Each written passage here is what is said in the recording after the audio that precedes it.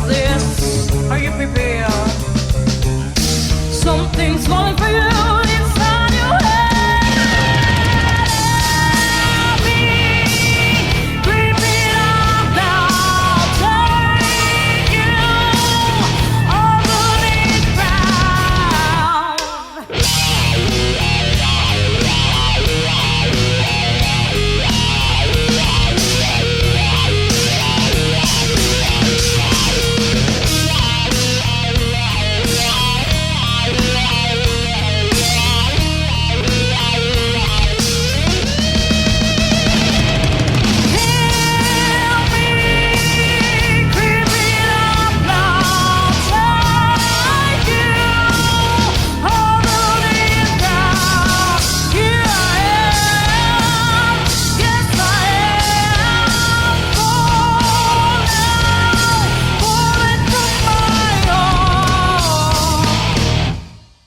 Paranormal After Dark with the Roadie. Indeed, it's me, the Roadie. I'm here, and that, of course, was Creeping by Christchurch band Sins of Eve to open the show, as usual. And I've got Peter Hassall, New Zealand UFO investigator, with me again this week, and we're going to talk about a couple of cases, something old and something new. Now, Peter, this one from 1959 that you sent me a link about, man, there's a lot of stuff in this, but, you know, maybe you can give us a bit of a rundown on the Mrs. Moreland UFO case from the 1959, because there's a lot of stuff in there that we need to talk about. It certainly is, yeah. Brian. Yeah. Basically, it was on 13th of July 1959, and Mrs. Moreland, she lived in Blenheim with her husband. He actually worked at the local Air Force base as a security officer. And she had got up early in the morning around 5:30, and it was a cold winter's day, obviously, but it wasn't actually raining. But she got up early to go out and milk their small cow herd, because they just had a small herd of cows, and she would milk them each morning, take the milk down to near the road for pickup. So that was obviously just something they did for a little bit of extra money. So she went into the little milking shed, turned on the light and the radio, and was going to go milk the cows. And then she noticed a green glow in the clouds. They were all lit up for green glow, and there were two large green lights, which she said were like large eyes, came through the cloud. Anyway, they were attached to a saucer-shaped object, roughly 7 metres wide. It came down, hovered about 15 metres above the ground. It was making quite a loud sound, almost like a jet. And there were two rows of counter-rotating. One was going clockwise, one anti-clockwise, one above the other. Rows of sort of jets or flames around the middle of the thing. And it had a dome across the top and two figures in sort of like silver costumes or suits or whatever inside the dome. Then it sort of tilted at an angle after a short time and shot off at extremely high speed into the sky. So needless to say, she was a bit freaked out by that. I mean, it's certainly one of falls in the category of more dramatic close-up UFO sightings. Yeah, and I mean, see, there's a lot of things. I read the article today. There's a lot of things here that parallel with other things. Like, you could even parallel it back to the airship, flap of the early 1900s. Plus, you could parallel this to Roswell as we get into it a little bit further. It's intriguing. Dairy farming person, 5:30 in the morning. You're up every morning at that time, so you know what's in the sky and what's not in the sky. And so to see something unusual like that is, I mean, she definitely saw something, and that time in history, it's hard to know what was going on, really. I mean, what are your thoughts on it? Well, it's the kind of UFO case, we call them sort of high strangeness cases, so it's very close range. There's no way it's a star or a planet or a plane flying past way in the background or anything. It's completely unlike a helicopter or anything of that nature. The only sort of thing remotely slightly similar were attempts at making saucer-shaped aircraft, which never successfully flew properly, Yeah, but you see, except for a couple of sort of saucer-shaped flying winged propeller-driven planes, and I which mean, couldn't hover or anything New Zealand, like this. 1959, though. I mean, Yeah, exactly. the only way. See, this is this thinking about this whole case when I was reading it. The only possible terrestrial explanation I could think of, and this is me. Yeah, I want to believe and all that stuff, but I was trying to put myself in the situation of let's think about this rationally and realistically, right? Maybe it's the United States doing something because they were still involved with us then. Secret aircraft. But then why in New Zealand? Would they have been doing something in New Zealand at that time, You could argue because, she was essentially in the countryside Yeah. at this time. The article which you've referenced, anyone can search it online as I flicked it to you. But if you just type in finding Mrs. Moreland, Moreland, that article will come up right in the top results.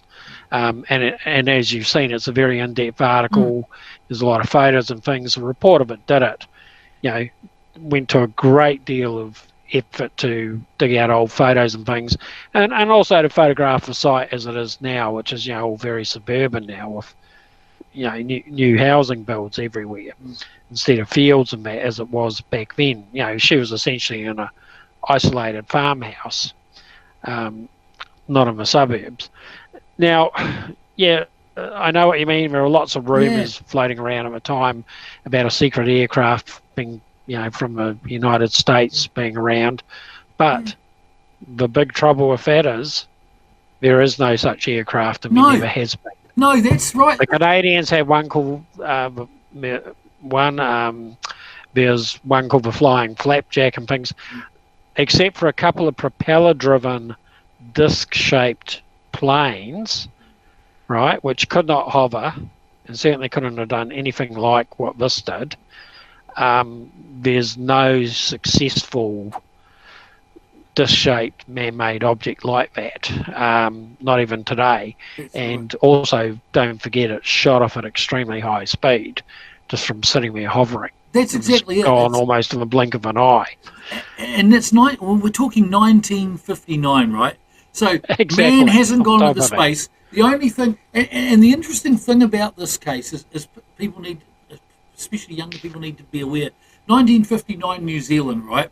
You've basically got radio as your communication and newspaper that is getting stuff off the wire 2 or 3 days old, right? So it's not like you're going to go, oh yeah, I've seen a picture of Yuri Gagarin in his silver spacesuit, and that's what I'll say I saw the guy dressed in, right? It just doesn't, I think if she saw something, right? The question is what it was. Because on that time, having said that, though, you've raised two things I'd like to touch on. One about the radio, and one about the silver suits, and because you've seen anything like it. Now, when the Defence Department released all their files on UFOs, which they've been keeping under wraps, which included quite a detailed thing on her case. There's quite detailed sketches of these two guys and the object and things. And it has been pointed out that about 6 months previously on the cover of Life magazine, the American Life magazine, which doesn't run anymore, there was a picture of a guy in sort of like a prototype astronaut suit, but a pressure suit for jet pilots to help them so they don't black out of that. And there is a bit of similarity between that and her sketches. Now, as I said, this is such a close-up case and everything. It can't be any of the normal things which people often mistake for UFOs. There are only a few explanations. One is, other than it being something unknown, and I think we can rule out a man-made object, it's a hoax or a hallucination. Right. Yep. Right. Yep. Now, people don't usually actually hallucinate things unless they've taken drugs or they've been awake for 4 days straight and a few things like that. Yeah. Also, a hoax would seem to be extremely unlikely because, as I mentioned earlier, her husband worked as a security officer at I think it was Woodburn Air Force Base nearby, right? And when she told him about it, he said, "You've got to report it. It could be. They were thinking it could be a secret communist spy aircraft or something, because everyone was worried about Russia then, as indeed we are now still."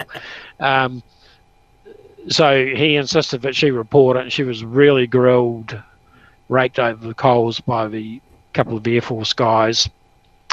Now, you got to bear in mind that if they had decided that she had hoaxed it, her husband would have lost his job for sure. Yeah.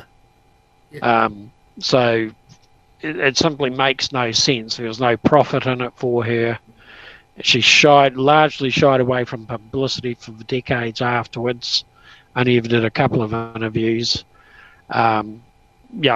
Plus they had a lot of people, and this happens a lot in cases of reports of unusual things, where there's a specific location. Whole lot of people kept turning up on their farm, leaving the gates open, mucking about, just marching onto their property, causing trouble. Yeah. Now, in terms of a radio thing, one thing which is very, very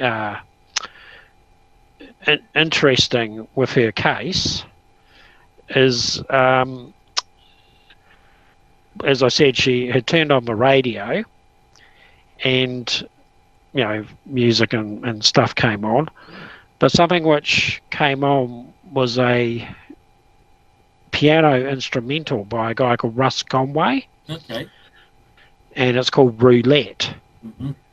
Now, years ago when my father was still alive and he played the piano, I actually found a copy of a sheet music for that on eBay and bought it.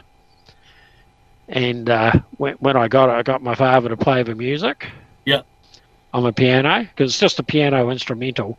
And it's very sort of light and everything. It was like a thing for parties, a party piece. So it wasn't quite what I expected, but it was like number one in the charts at the time. Right. And indeed now on YouTube you can just search Russ Conway Roulette, and there's actually a recording on it on YouTube, so you can hear it yourself.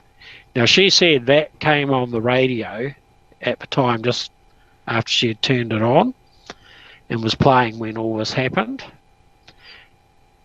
And this is very interesting because it's like a PTSD thing, which a lot of people who experience something unexplained really close up shatters their lives for years afterwards.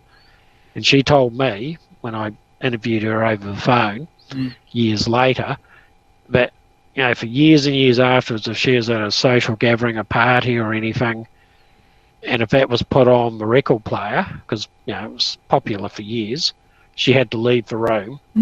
So it just brought the whole experience flooding back to her and upset her. Right. So that really, is... And you have similar things like that where someone experiences some terrible event of some kind and something can trigger, you flooding back to that event. So I thought that was a very interesting, and to me it sounded like a very truthful detail. So what was your take? I mean, the silver jumps. What I was going to say before, the silver jumpsuit thing is interesting because a lot of people now claim to have seen aliens and they don't, and they're never wearing anything when they describe it, right? To start with. But so that was interesting itself. But you interviewed her. So what was your take on it? Do you think like you rule out a hoax, or you don't think she was making this up? She really believes she saw you something? can never absolutely 100% rule it out, but to my mind, I can't see that she hoaxed it in the level of detail, and as I said, that element she said about how that music really, upset her for years and years afterwards if she heard it again on the radio, or if she and her husband, went to some party or something and it was put on the record player. And one other detail which impressed me about her when I was talking to her, because often if someone's lying or making something up, you would expect them to exaggerate it, right? Yep. Or to confirm some extraordinary detail. Now, for a long time it was said that her hands swelled up and she had some marks appeared on her face and her hands and things, which was kind of suggestive of a bit of exposure to ultraviolet light or X-rays or radiation or something of that nature, right? Yep. But it was often said that her wedding ring had to be cut off because her fingers swelled up so much. Yeah. And I asked her about that, and she said, no, it's not true. My rings didn't have to be cut off. It wasn't that bad. Right. So she could easily have said, oh, yes, that's right, Yeah. It was terrible. And to me, that was just another little detail, which to me just struck me as being truthful.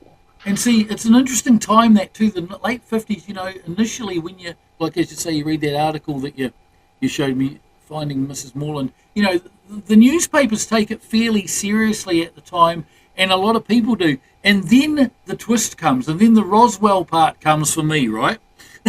Okay, you have this Air Force guy, Arthur Gainsford, who investigates it and genuinely investigates it, and then down the track, our Air Force does a similar thing to the American Air Force and starts to deny things and claim it never happened and discredit and stuff, and that's the intriguing part, that would happen.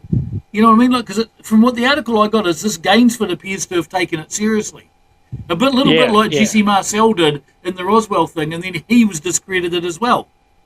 So it's like and I think tied in with, undeniably there have been cover-ups by the authorities in various countries of sightings, right? There's no doubt about that. Weather is a big doubt, and I don't believe this. I don't believe there are any crashed UFOs or alien bodies held by the US Defense Department, Air Force, or anybody anywhere. There are a lot of stories about crashed UFOs and things of that nature, and some people even say, technology we have now, like laptops and internet and DVD players and all the rest of it was sort of reverse engineered from these things. I think that's all nonsense. Yep. There's not the slightest shred of evidence for it. And I actually think the only reason they cover up sightings and things, like all the recent disclosures of the videos by the Navy and everything in the States, right? And pilots, gun camera footage and things. That stuff only came out because it was leaked by somebody. Yep. That's right. That's right. And then they admitted it was real footage. Yeah. When people were trying to figure out if it was a CGI hoax or something. Yeah. And then all these other reports and things came out that they've been sitting on. And now, of course, they've got an official investigation with NASA just involved quickly, for the first time. Just quickly, though, that whole whistleblower thing that came out recently, that David Grush guy, right? Well, I know I'm digressing here, but it was all like, it was him saying, I interviewed somebody who told me this. I interviewed somebody who said he saw this. Like, that's all hearsay. So that's hearsay. That kind of stuff was rubbish. Yeah, to me, I'm like, why is anyone taking any credit in this Grush guy? Because he's not actually saying I saw it or I did it. He's just saying I talked to somebody who told me. And even if he said I saw it or did it or whatever, where's the evidence? Where's the piece of a UFO? Where's proper footage of him walking around it and examining it or whatever? So going back, the only thing like that we've ever had was the alien autopsy hoax, which had legs for many years, but was that's all fully documented as a hoax now. No, well, the guy that made it So this admitted is it, wasn't he? thing. A lot of these people claim Yeah. lots of things, Yeah. but there's no actual evidence or just poor hoax photos and things. Yeah, so as supposed evidence. so getting back to that time in the 50s, like, so you don't think that anything crashed at Roswell, in your opinion? Well, I didn't say that. Yeah, okay. So Let's just say there is no actual solid evidence that it yeah. was a spaceship or aliens. No, but certainly though or there's anything. something weird there where they do change their story the next day. I mean, they're covering something up. The official story, it's a complicated one. Yeah. The official story is that it was a top secret balloon project, which is sent, and this is a real project, which was used to try and detect Russian nuclear bomb tests from high altitude, and that crashed, and they said that at the time they said it was just a weather balloon, right? Yeah. And they said that years later. We said it was a weather balloon because we didn't want people to know it was this top secret mogul project object, balloon doing a different thing. Okay, I can understand that. Now, where it starts to fall down a little bit is, I think they overreached because they produced several thick, comprehensive reports. But they went to the extent to explain the reports of alien bodies, right? Yeah. They said those were dummies which they were dropping from planes to test, injuries that would be to people. Yep. Now, that's just silly because those dummies were normal human proportions and were blue, right? No one's going to mistake them for a 1 meter high alien body with a big head. No.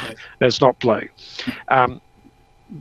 So I think they were just reaching for an explanation. But what you have to remember is that all the stories of alien bodies only came out years later. Exactly. Not at the time. No, that's so they right. didn't actually need to explain them with this thing about dropping the dummies. No. They obviously thought, we were dropping dummies. That'll do. We'll use that to explain these alien bodies. They should have just said those stories were made up by people years later. Yeah, exactly. Instead of trying to explain it, exactly. Yeah. So this is where the Moreland one's more credible because she's seen creatures or beings. Let's just say beings, humanoids or entities in the craft, right? They haven't Yeah. found the body laying on the ground. Now, you could probably relate this one to the Lonnie Zamora case in New Mexico, where he saw people walking as well. Now, the intriguing Now thing is, that's quite a good comparison. Yeah. I was going to say there are some other. The object he saw was egg shaped. Yeah. Now, there are several other cases from the States and one from Canada in 1970, 1969. There's one in 1976. I think a British case of people reporting a very similar disc-shaped object with two guys in it in silver type suits with a dome and everything. Very similar, and hovering and then shooting off at high speed. All very similar to what Mrs. Moreland reported. Yep. And all those cases were years later. That's right. And in various countries all around the world. So that's interesting when you have That's right. cases with quite a lot of parallels. And but also, Lonnie Zamora's one was a kind of similar thing. Yeah.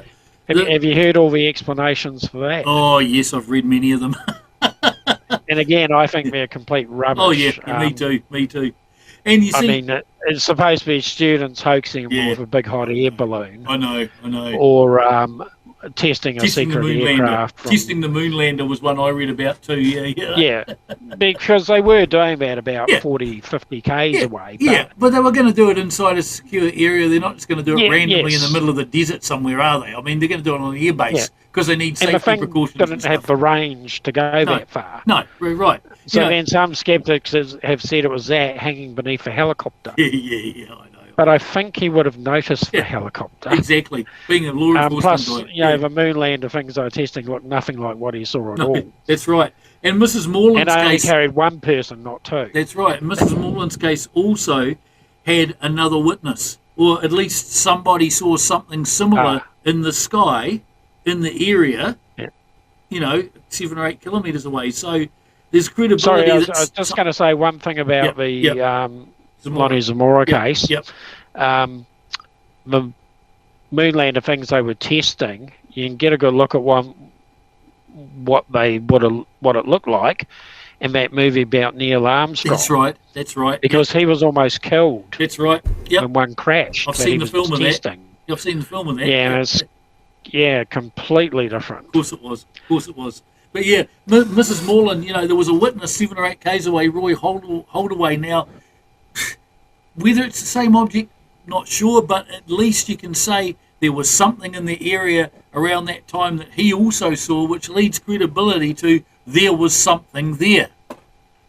Yep, there were a couple of other people who saw a light travelling at high speed just around the time of her sighting, which, as you say, could be evidence that they saw the same thing as it was, from a different location as it was speeding away. That was Mr. R.A. Holdaway. That's right.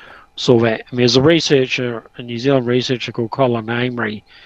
He uncovered the wife of a squadron leader at the Air Force, Woodburn Air Force Base. She had heard a jet engine type noise just after the time of Eileen Moreland's sighting. Right. And remember the object she saw was making a noise like a jet when it took off. Yeah. And there was a retired airman who saw a blue light descending from the sky about 5 o'clock the same morning, which is just before her sighting. So you've got someone seeing a light just before her sighting coming down, someone seeing one going away just after, and someone hearing the same kind of noise. And again, this is the same era when it was happening around the world. And to me, if you're, I'm looking at it from a point of view of if I'm let's just say extraterrestrial for shits and giggles, and I want to observe the human race. It's at that time in history where you're more likely to be able to go in close like that and observe humans, etc. Because one, places like that, there's not a lot of people around. Two, we haven't got radar, we haven't got high-speed jets that can intercept you, all this sort of guff. So, I don't know. You've spent years studying this. I'm just I want to believe type of guy. What do you think it was? I don't know. You don't know? You don't? You can't as even... I say, it's certainly not a man-made secret aircraft of any type. You That's definitely just not don't credible. You just don't think it was. I know we had British here at the time, probably Americans, Russians. You don't think it's any of them experimenting with anything? We haven't got anything now. Yep. Which is disc-shaped, which can do what that object did at all. And as you say, this is we're getting on for 70 years. Yeah. Plus later, 70 to 80 years later, and we haven't got any objects that can do that now that are disc-shaped, can hover like a helicopter, shoot off at super high speed and so forth. It's nothing like that. In 1959, I mean, we're not even, we haven't even orbited the Earth yet. We've barely put satellites in space. I mean, it's it's weird, eh? And as I said, I don't think she was hoaxing. I think she's a very credible witness, and as I said, her husband could very easily have lost his job. Yeah. To what end? People do hoaxes sometimes to make money, but often people will hoax something just to get one over everyone else, or to fool the world, or get publicity, right? Yeah. But would you really risk that and risk your husband's job, which, that's true. Back then she wasn't working, paid employment. No, that's So true. I mean, that's why she was milking a few cows to get a bit of extra money. it's certainly intriguing, and as I say, the time, people nowadays don't understand the time then, there wasn't thing like you couldn't just go and look on YouTube and read a conspiracy theory or No. a theory or anything. And even if she was reading books, it said she was a prolific book reader. I doubt there were a lot of books available on the subject at the same time as well. I mean, to be fair, there were articles in newspapers back then about flying saucer reports and things.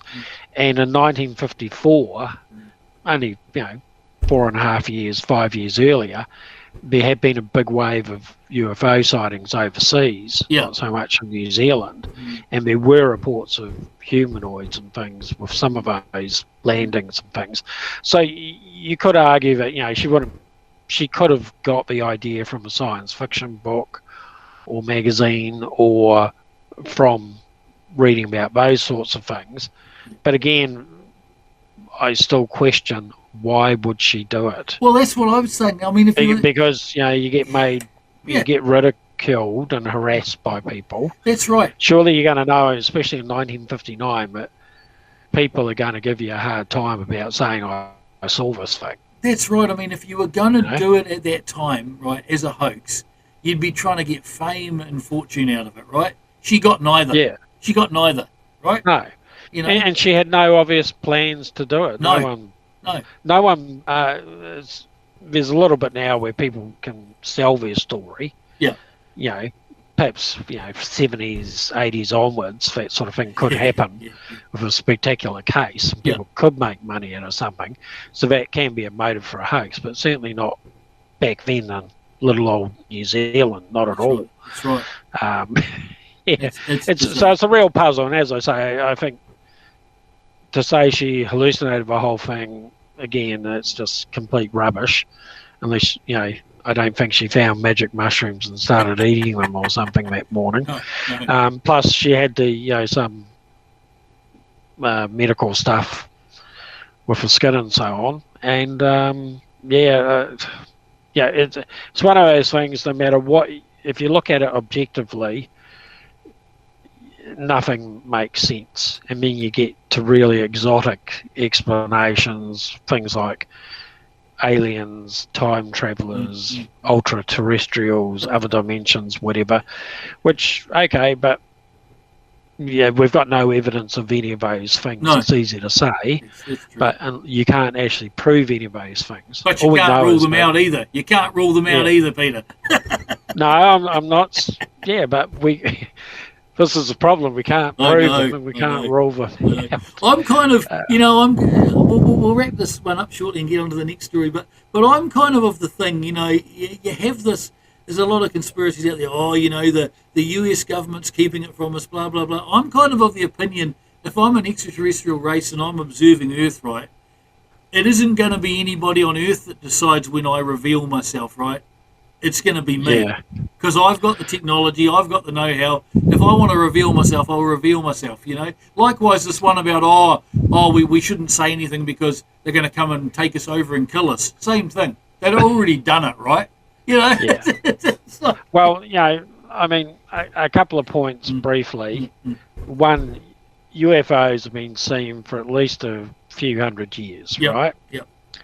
Possibly thousands of years. Right, because there are very old reports of things which are very similar to modern day cases. We've got well documented stuff from the early 1800s forwards, which is just like UFOs now, right? And it's we have a 1909 airship wave in New Zealand, right? So people are calling them airships then, right? Yep. But and the common explanations then were it's Germans. A German warboat off the coast is sending up an airship. Yeah, but there was There's a secret inventor out in the bush who's testing his invention, or they're Martians. Yeah. None of those explanations are valid at all. No. They were just lights and sometimes objects seen in the sky and some daytime sightings. There are similar waves of sightings in 1897 in America, 12 in England, 1914 in South Africa, and so on. And people will call them airships because that was their frame of reference. Exactly. But they far outperformed anything that any man-made airship could do at the time. And then decades later, it was mystery planes. That's exactly mystery it, rockets, and everything. and you can go back. Now it's like mysteries spaceships. That's or right. whatever. You can go right back to biblical times where they talk about, the flame leading the Israelites through the desert and stuff, and the Indian or Ezekiel's wheel. Native Americans talking about the Thunderbird. It's certainly intriguing. What is it? That's the big question. Anyway, for more, get onto that Finding Mrs. Moreland website and article online. As Peter said, Google it. You'll find that. That's been an intriguing one. I'm talking to Peter Hassall here on Paranormal After Dark, one of New Zealand's leading UFO researchers. When we come back, Peter's going to talk about one of his recent experiences that he's seen a UFO, so that'll be intriguing. Paranormal After Dark with the Roadie.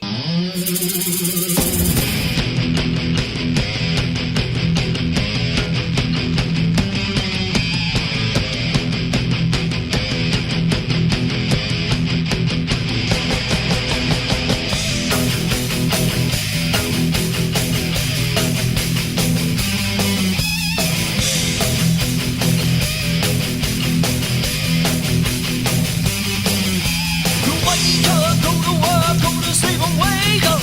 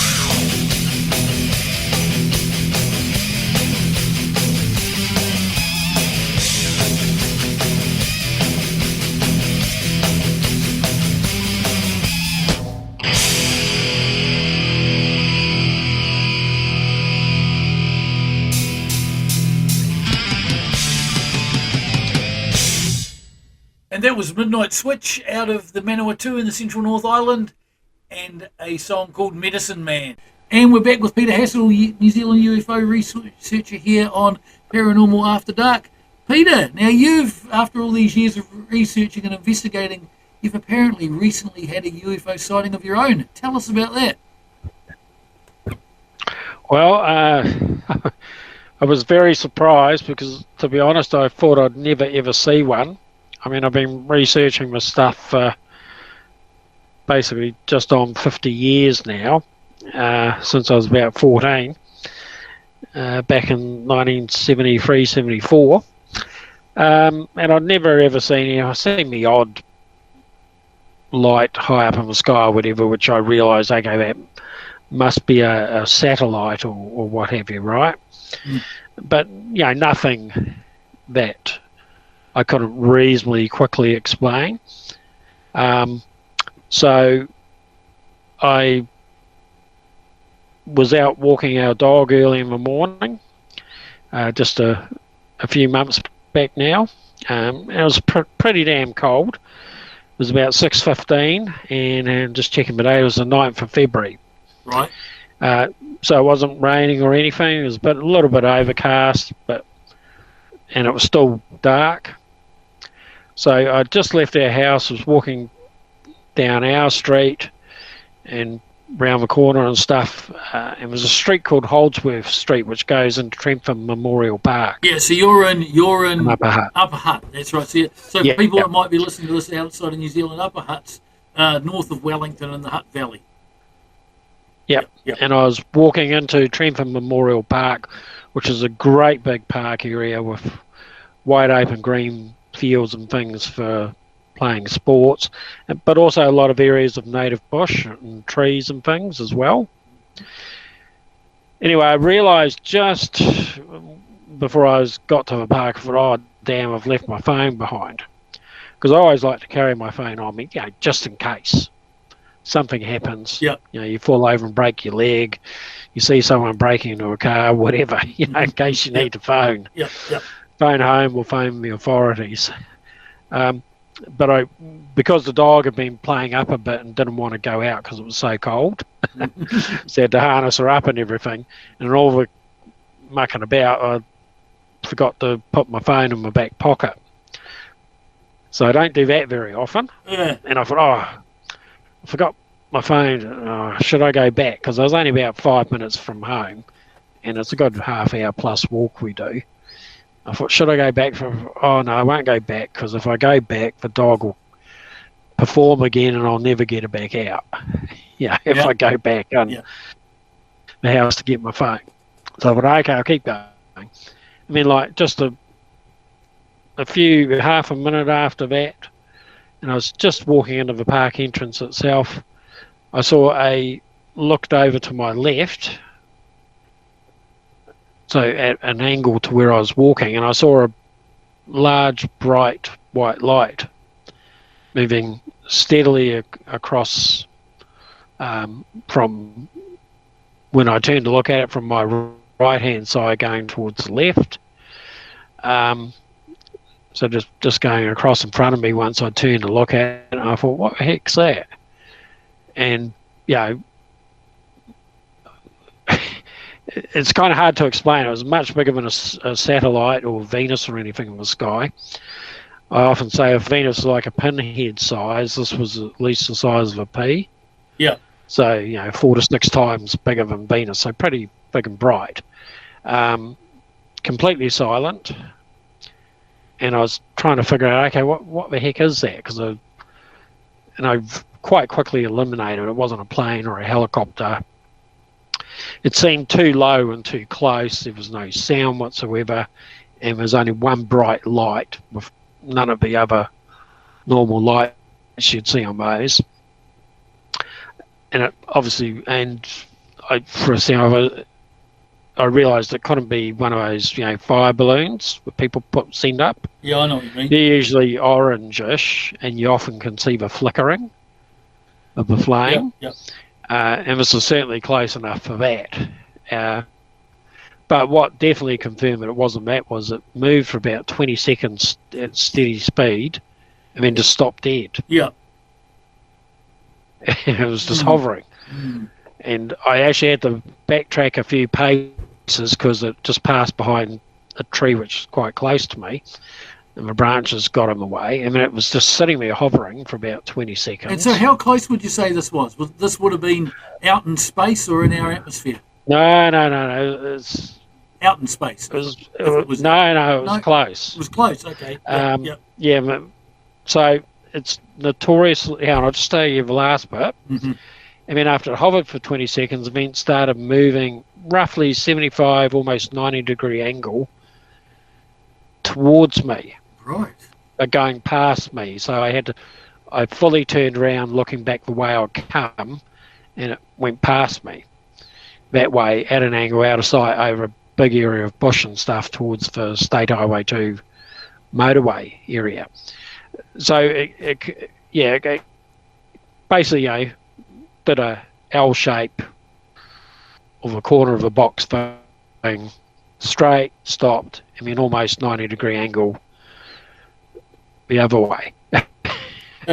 So it was a bit closer to me when it went past out of sight and didn't seem very far away at all. Now, it's very difficult to estimate distances and sizes of stuff, especially at night. But I would estimate that it was about 50 to 75 metres above the ground. Right. And roughly 300 to 400 metres away from me. Right, so Project Blue Book maybe even as close as 250. In fact, it's quite bizarre. Its path just after where it hovered was roughly where my house is. Oh, well, see, Project Blue Book would have said it was swamp gas. Yeah, well, no. Swamp gas is just right on the ground. I know. Lights, yeah. So look, man, it was just really, really puzzling. Did it just disappear? Now, how did it go away? Well, it went out of sight over a large area of bush and that before these fields and then the motorway, so I lost sight of it. Yeah. So then I quickly hot-footed it through the park with the dog, because we go that way anyway, and over towards overlooking the motorway, because I thought, because you get a very big unobstructed view when you've gone about another 5 minutes through the park, and go up on the stop bank near the river, and you can see the motorway and everything. And I looked all around, couldn't see it in sight at all. So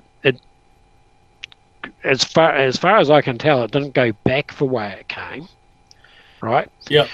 Now, the one thing which is possible is a drone. Yeah. Okay? Yeah. But it's still quite puzzling, because there was no one else whatsoever in the park at all that I could see. There are some areas because there are trees and things, but also the amount of distance it covered, I would be very puzzled as to how they could keep it in sight and control it. Yeah, because you have to keep those things in sight, don't you, to be able to control them? Yeah, and it was, and if someone had a drone, took all the little blinking lights off it, stuck one big light on it like the size of a car headlamp, right, and sent it up, that would be what it looked like. Right. I guess. Yeah. So that is possible. But the trouble is, it wasn't, how can I put this? If it was like headlamp shaped and sized, right? Yeah. For the apparent size that it was to me looking at it, it was about just almost as big as your little fingernail if you hold your arm at arm's length. It was pretty big to the eye. Now, the trouble is, if it was maybe 200 metres away, that could have been what it was. Yeah. Right? Yeah. But if it was any further away than that, then it's getting bigger and bigger and more problematic being a drone. And people tend to estimate things being closer to them and bigger, right? Yep. When they try to estimate distances. So I may be thinking it was a bit closer to me than it actually was, but then the problem is, if it was further away, it's going to be bigger, getting too big to be a drone carrying a big bright light. Right, and of course drones are going to get what I mean. Drones are going to be the problem, and of course in the future with IDing things. But one thing I've got to say to you now, all these years Carry your bloody phone all the time? exactly. All these years of investigating and researching, the one time you get to see it, right? See one, Like, you don't have your bloody phone with you. You don't have to kick me while I'm down, because believe me, I've kicked myself every day since then. Yeah. That I could not believe it, because you cannot believe how much I wish I had my phone on me and got a bit of footage of it. I know, and when you think about how back before cell phones, how people could get footage of things, you think, man, it's actually surprising how many people carry phones today and they still don't get footage of things. Well, I know, even to be honest, I don't know how many seconds of it I would have got, because like I say, it was like 60 seconds. Yep. At most, maybe slightly less. By the time, even if I had it on me, by the time I pulled it out, flicked it, I opened it, gone to the app, clicked to video. Yeah, exactly. Powered it up and got it on the thing. Yeah, I would have got something, undoubtedly. See, it's long enough. It's the right angle thing that intrigues me, because I think I told you about my one. Well, my daughter's seen it again a couple of times here over Otago, where we were watching these lights one night, but these were like out in space sort of lights. So my first thought was satellite, okay? Got to be a satellite, because I've watched in the past, and you can tell they're satellites because they keep a constant line, and they'll just keep a constant line. They'll go, these ones that we've watched, my 17-year-old daughter's confirmed it, because she sat there one night while I was at work and messaged me and said, Dad, I've seen it again. These things will go along, and they will go on, and then they'll turn a right angle, and then they'll head to a particular point, which again, you can only people aren't great at estimating, but I estimate it's off the Otago Peninsula coast, just north of probably Wakawaiti, out to sea. It's a point there where they go to and they just disappear. It's intriguing, man, because I've seen it a couple of times. She's seen it once, but it's the right angle thing for me that makes me think about it. Why would something in space go if it changes direction, absolutely, that's... Yeah. It's bizarre, and then they're just disappearing in a particular spot in the sky. Now, whether that's a optical illusion because of the horizon or whatever, I'm not sure. But it's the right angle thing that did me in. I've watched the sky for years, and I'm like, I'm a Trekkie and that, and I'd love to see something. You look at the stars, and you wonder, and you see these ones go along, and you know that they're just satellites because they're keeping a constant line and they're going. Yeah. But these ones have turned right angles.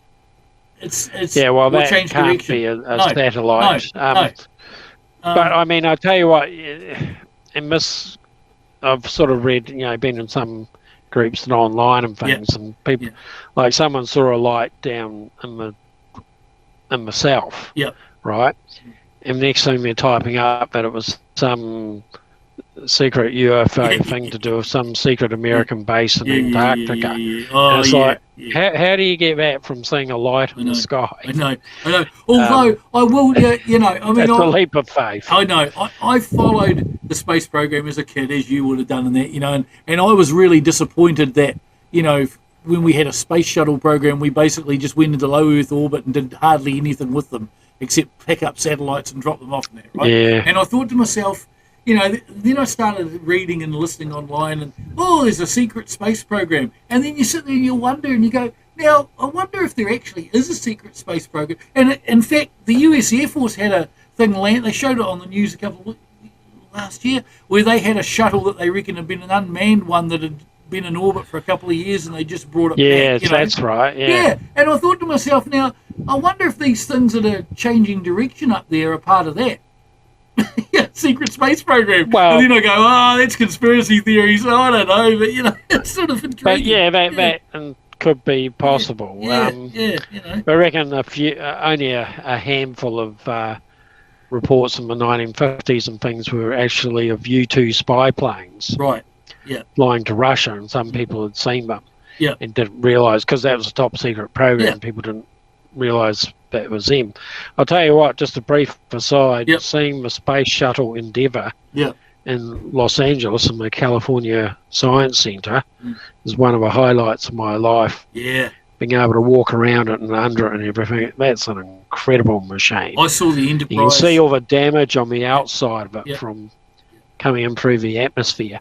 Currently, it was in a horizontal position. Yeah. That's the one. There's time-lapse videos on YouTube of when they moved it over a couple of nights from LAX, where they flew it in on top of a jumbo, and then they moved it through the streets and everything. Don't you think it's just a waste, though? Don't you think that program was a waste? I mean, you know... No. They were the workhorse. I realise They that, took but supplies and everything up to the I understand that. But space stations and so on. We could never have had orbiting space stations manned with I people agree, but I think, without base. yeah, they were... Why didn't we go out and around the moon on one at least? Why couldn't we have gone and orbited the moon in one? You know what I'm saying? Like, we just seem to be low you could have, orbit. but What they a waste of weren't time. they weren't really designed for that. I know, but we could have gone back to the moon with a shuttle, Peter. We are could've- going back. Yeah, but we could have done it with We're a going shuttle. back soon. I know, but we could have done it with a shuttle. I just sit there and think, maybe there is something to this secret program. Maybe there is secret shuttles up there we don't know about.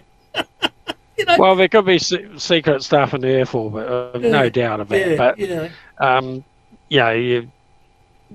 they are getting us back to the moon and then on to Mars. I know they are, but I just... And it's interesting now, of course, you've got SpaceX and now Boeing have just done a test flight to, because they've replaced the space shuttles. That's right. And don't forget, we did have 2 space shuttle disasters where they lost 2 crews. That's right.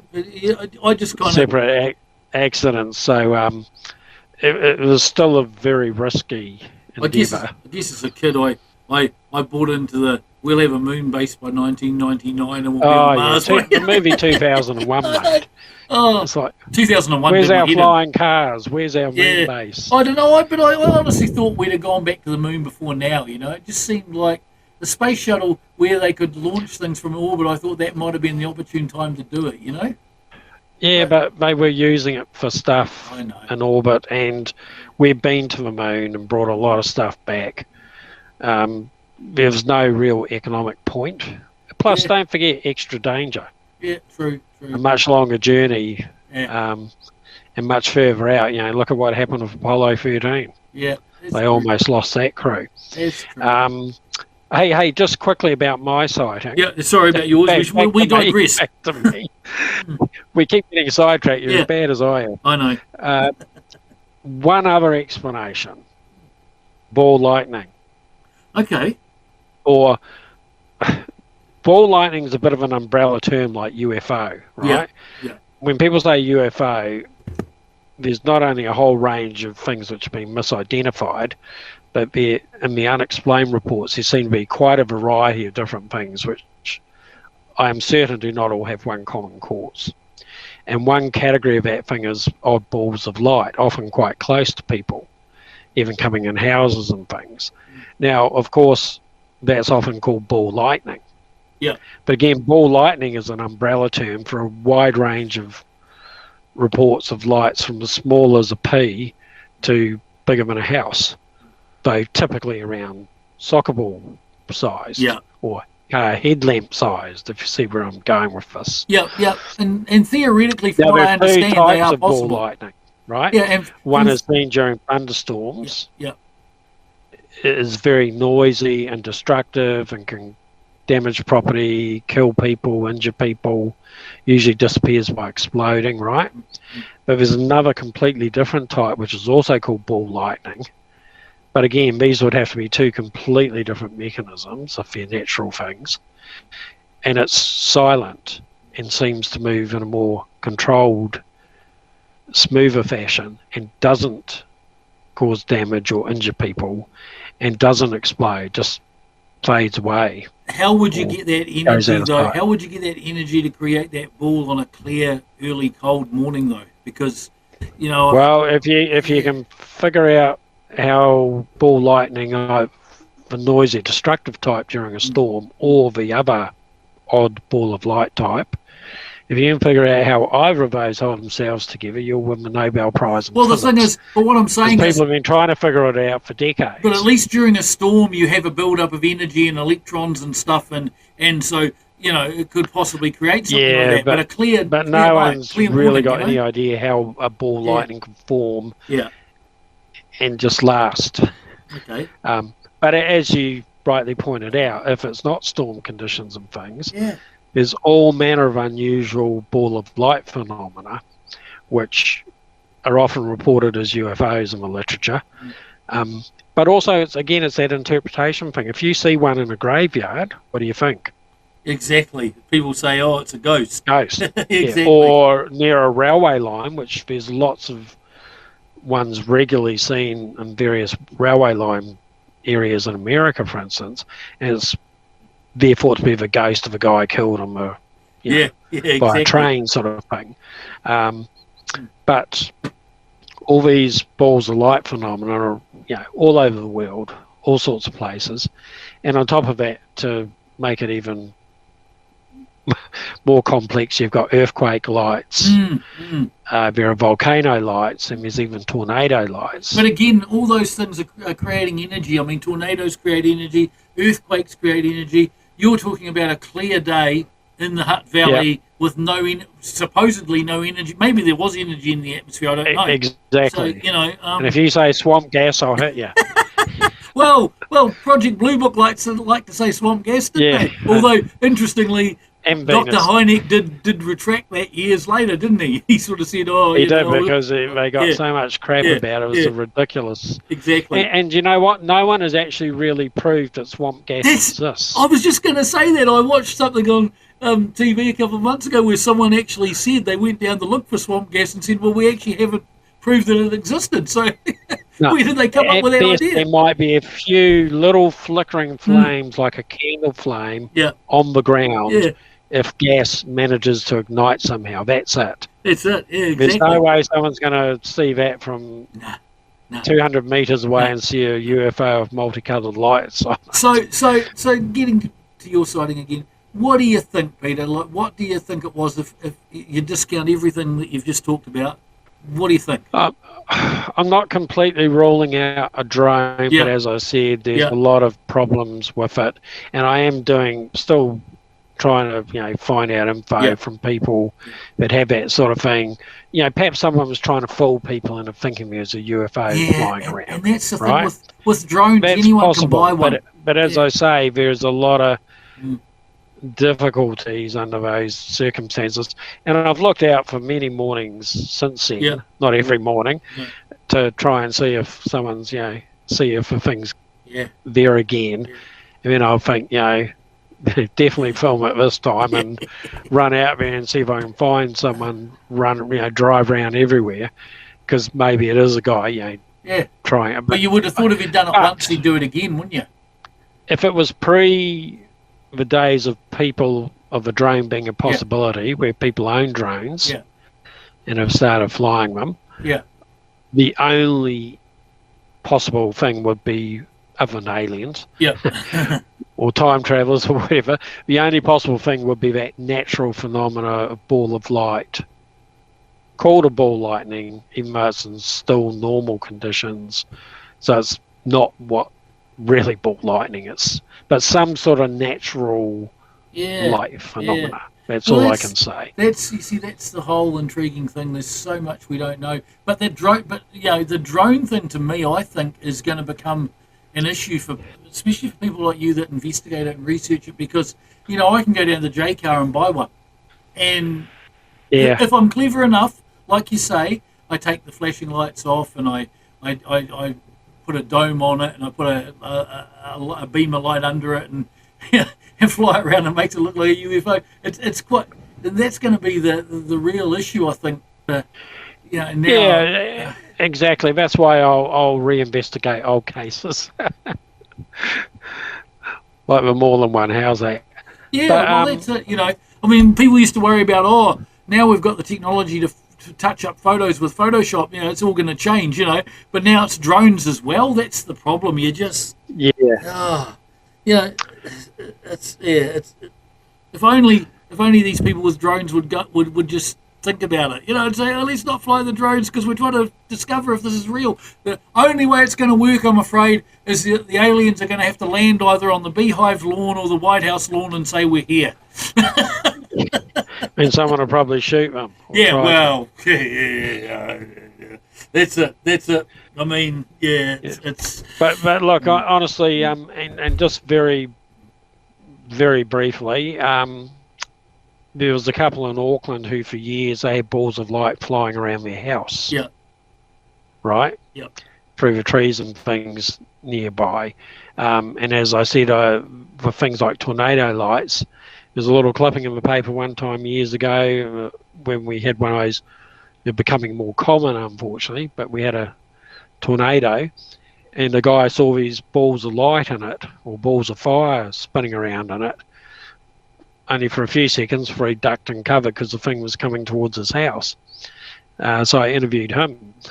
But as you say, there's a lot we still don't know about the natural world. No, that's right. And, that could apply to things like what we call ghosts, which is another label. That's exactly what I was going to say. The paranormal or poltergeists, the paranormal which is another label on a bunch of completely different types of things. That area fascinates me too. But there's so much, like as you say, natural stuff that could explain a lot of that as well. And it's just just very, very quickly, poltergeists. There are a couple of researchers in Australia, Tony Healy and Paul Cropper, and they primarily investigate Yowie sightings in Australia. And Tony's been over here just by himself and investigated stuff like big cat sightings and things like that in New Zealand. And he's actually come across, as another segue, a couple of reports of Bigfoot type creatures in New Zealand with balls of light seen with them at the same time. Okay, well that's interesting. So how's that for a high strangeness case? It is. But also they co-wrote a book about poltergeists in Australia, and they experienced the poltergeist event while it was going on in a place where they went to interview the people. They saw stuff move. Well, that Bigfoot UFO thing or light thing, whatever you want to say, and that's only in recent years. You've started to see a lot of stuff come out of researchers in the States as well that they might be tied to what most people call a UFO or whatever. So who knows? Yeah, well, there's a good primarily Bigfoot and UFO researcher in the States called Stan Gordon. Yep. And he lives in Pennsylvania, and he's written a few books about mostly Bigfoot and UFOs, but other mysteries in Pennsylvania. And one year, I think it was 1977 from memory, he was almost daily investigating at least one UFO report, one Bigfoot report, all in the same area. Like over 6 months of that year, there are a couple of hundred reports of UFOs and Bigfoot all seen around the same time in the same exact streets and suburbs. But again, you see, there's another thing though, just before we end, Bigfoot, right? No one's ever got one. No one's ever found a skeleton. No one's ever... No, the same as no one's produced an actual UFO. That's what I'm saying. But I'll see your Bigfoot and raise you one Mothman. Yeah, oh no. That's a subject for another time. Yeah, well, that includes Mothman, giant birds, UFOs, and poltergeists, all going on in the same place. Exactly. Oh. For about 9 months. Wow. So that's another show. Another show entirely. It is. All right, thanks, Peter. It's been great to talk about UFOs there. We'll catch up in another few months. I'll try and see if we can get some more cases to have a chat about, but certainly a couple of fascinating ones there. And check out that one, the Mrs. Moreland one, guys, online. You just have to search it up. It's an intriguing story. Read the entire article. It's a really interesting story. And remember, it was 1959, so life was much simpler then. That has been Paranormal After Dark for another episode. I am the Roadie signing off. I'll see you next time. Here's Auckland band Jealous Itch with a short little instrumental piece they put together called Bullfight.